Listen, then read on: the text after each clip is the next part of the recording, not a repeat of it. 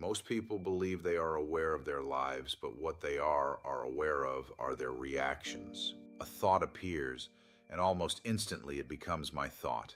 A feeling arises, and it becomes my feeling. Fear moves through the body, and suddenly there is someone who is afraid. The shift happens so quickly that it is almost invisible. There seems to be no space between what is experienced and the one who claims the experience. A painful memory returns, and for a moment you are no longer simply remembering it. You become the person inside the memory. An anxious sensation moves through the body, and almost immediately it becomes part of your identity. Not anxiety is being experienced, but I am anxious. Joy appears, sadness appears, excitement appears, disappointment appears. Each one is gathered into the ongoing story of who you believe yourself to be. Few people ever question this. It feels completely natural because it has been happening for as long as they can remember. Every experience becomes another piece of identity. Every reaction becomes another definition of self. Life is not simply lived. It is constantly being translated into someone. Then, almost without warning, something begins to change. Not because you learn a better technique, not because you become more disciplined, not because you finally succeed in controlling the mind. Something becomes quieter. The constant habit of claiming every thought, every emotion, and every experience as me begins to soften. For the first time, there's the faintest sense that awareness may have been present all along, before every thought, before every feeling, before every story about who you are. When people first hear about becoming the observer, they often misunderstand what it means. They imagine standing outside of life, watching everything from a distance, remaining untouched by emotion, calm because nothing affects them anymore. But that is not freedom. That is another form of separation. The observer is not the absence of feeling. It is the absence of unconscious identification. Life does not become smaller. It becomes more immediate. Thoughts still arise. Emotions still move. The body still responds. The heart still loves. Grief still comes. Joy still arrives unexpectedly. Nothing essential about being human disappears. What begins to disappear is the automatic habit of becoming whatever is happening. Before this shift, every experience immediately becomes personal. Anger appears, and there is an angry person. Fear appears, and there is someone who must protect themselves. Sadness appears, and it becomes another story about who you are. The mind claims each experience almost before it has fully arrived. It says, "This is happening to me. This is who I am. This is what I have become." When people first hear about becoming the observer, they often misunderstand what it means. They imagine standing outside of life, watching everything from a distance, remaining untouched by emotion, calm because nothing affects them anymore.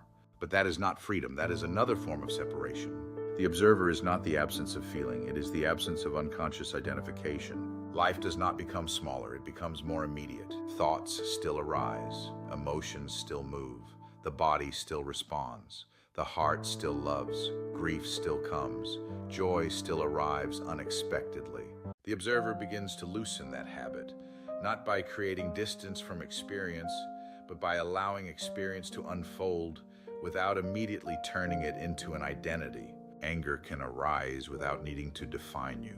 Fear can move through the body without becoming evidence that something is wrong.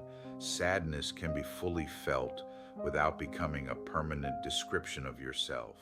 For the first time, experience is allowed to move naturally. Nothing needs to be suppressed, nothing needs to be controlled, nothing needs to be spiritually bypassed. The tears are allowed to fall, the trembling is allowed to happen, the laughter is allowed to arrive. Everything is welcomed exactly as it is. Paradoxically, this makes experience more intimate, not less. When there is no identity trying to defend itself, there is nothing standing between awareness and what is actually happening. Life no longer needs to be filtered through the question, "What does this say about me?" It is simply met, openly, honestly, without resistance. This is the quiet birth of the observer, not someone standing apart from life, but awareness, remaining present while life moves freely through it. Nothing has been pushed away, nothing has been added. Only the habit of calling every passing experience me begins to dissolve. This shift changes far more than how you experience meditation. It changes the way your entire nervous system relates to life. Before the observer begins to emerge, every experience passes through identity. Nothing is simply felt. Everything becomes personal. A criticism is no longer just someone's opinion. It becomes evidence that something is wrong with you. A mistake is no longer just a mistake. It becomes proof that you are not enough. A difficult conversation is no longer simply uncomfortable. It becomes a threat to who you believe yourself to be. Without realizing it, the nervous system organizes itself around protecting that identity. It scans for danger, it anticipates rejection, it prepares for disappointment, it learns to tighten before life has even unfolded. Not because every moment is dangerous, but because every moment appears capable of harming someone. The body cannot fully relax while it believes it must constantly defend who you are. That is why so much of human suffering feels repetitive. The same emotional patterns return, the same fears resurface, the same wounds seem to follow us through different relationships, different jobs, and different stages of life. It is not because life is repeating itself, it is because the identity through which life is being experienced has not yet loosened. Then something quietly changes. Awareness stops arguing with experience. A feeling arises, and it is allowed to arise. A memory returns, and it is allowed to return. Grief moves through the body, and nothing immediately tries to explain it away, suppress it, or turn it into another story about yourself. For perhaps the first time, the body experiences what genuine safety feels like. Not the safety that comes from controlling circumstances, not the safety that comes from finally getting everything right, but the safety of no longer having to defend every experience. When resistance softens, the nervous system no longer has to hold unfinished experience in place. Emotions are allowed to complete their movement. Old memories lose the charge they have carried for years. Tension that has been held in the body begins to release naturally. Not because you force it to, but because nothing is interrupting the process anymore. Healing is often imagined as something we accomplish, another goal, another achievement, another version of ourselves waiting somewhere in the future. But healing is far more natural than that. It is what happens when life is finally allowed to finish what it has been trying to do all along. The observer becomes a quiet sanctuary, a place where every thought can arise without judgment, every emotion can be felt without resistance, every sensation can unfold without becoming an identity. And in that openness, the body gradually remembers something it has not forgotten, only lost contact with: how to live without constantly protecting a self, how to soften without becoming unsafe, how to heal not because someone has fixed you, but because nothing inside you is preventing life from completing its own movement. Perhaps the observer is not another state to attain. Perhaps it is what naturally remains when the need to control every experience begins to fade. For most of our lives, we have been taught to do something with whatever we feel. If fear appears, overcome it. If sadness appears, understand it. If anger appears, manage it. If anxiety appears, fix it. Almost every uncomfortable experience is treated as a problem waiting for a solution. But what if nothing is asking to be solved? What if it is only asking to be fully met?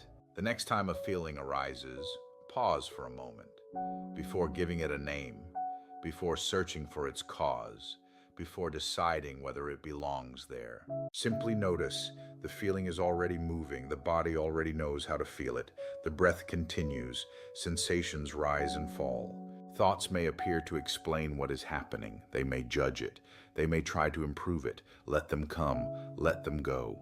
There is no need to fight the thoughts any more than the feeling itself. Now notice something quieter. Awareness has not appeared because of the feeling. It was already here, before the emotion, during the emotion, and it will remain after the emotion has passed. It asks nothing of the experience. It does not rush toward pleasant sensations. It does not turn away from painful ones. It simply remains open. This openness requires no effort. It does not depend on concentration. It does not depend on maintaining a special state. It is already holding every sensation, every emotion, and every thought without becoming any of them. This is why presence is so deeply restorative. Not because it changes what is being experienced, but because it no longer abandons the experience the moment it becomes uncomfortable. Nothing needs to be removed before you can be present. Nothing needs to be perfected before awareness can remain open.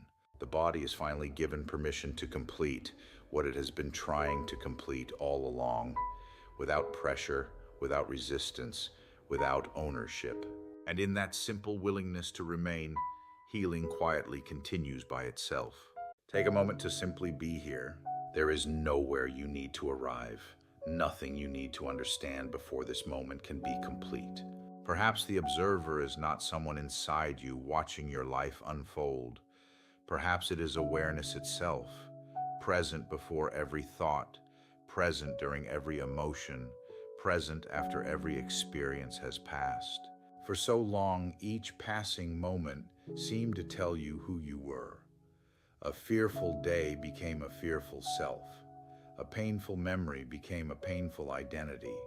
A difficult season became a life story.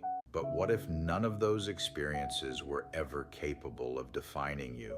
What if they were simply movements passing through the vast openness that has always been here? You do not become less human. As this becomes clear, you become more available to being fully human. You can feel deeply without becoming what you feel.